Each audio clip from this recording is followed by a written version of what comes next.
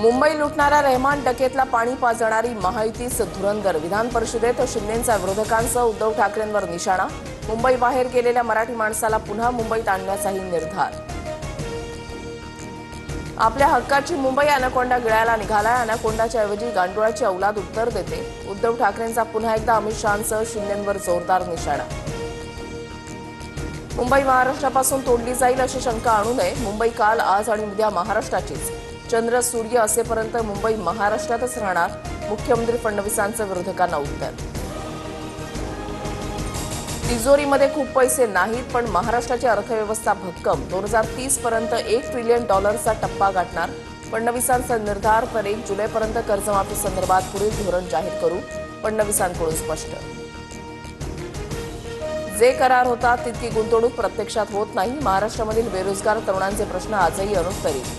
7 दिवसांच्या अधिवेशनात पुरवणी मागण्या मंजूर करून घेणं हाच एकमेव हेतू होता। जयंत पाटलांची सत्ताधाऱ्यांवर टीका। संघाच्या मुख्यालयामध्ये महायुतीच्या आमदार मंत्र्यांचं बौद्धिक। फडणवीस शिंदेंकडून सरसंघचालक डॉक्टर हेडगेवार आणि गोळवलकरांच्या समाधीचं दर्शन। मात्र अजित पवारांसह राष्ट्रवादीचे आमदार मंत्र्यांची रेशीम बागेमध्ये अनुपस्थिती। मुंबई महापालिका निवडणुकीआधी ठाकरेंच्या शिवसेनेला मोठा धक्का। तेजस्वी घोसाळकर भाजपात प्रवेश करणार। सूत्रांची माहिती। तेजस्वी घोसाळकरांकडून काही दिवसांआधी फडणवीसांची भेट। राज्यातील सर्व 29 महापालिकांची निवडणूक एकाच टप्प्यात होणार। जानेवारीच्या तिसऱ्या आठवड्यामध्ये मतदान घेतलं जाणार अशी माहिती।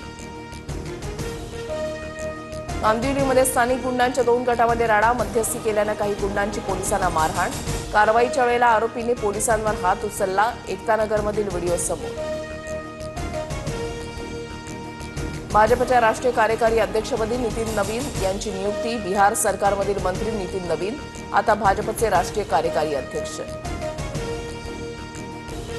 लिओनेल मेस्सी आणि मुख्यमंत्री फडणवीसांच्या हस्ते प्रोजेक्ट महादेवाचं उद्घाटन। मेस्सीला पाहण्यासाठी मुंबईकरांची वानखेडेवर गर्दी।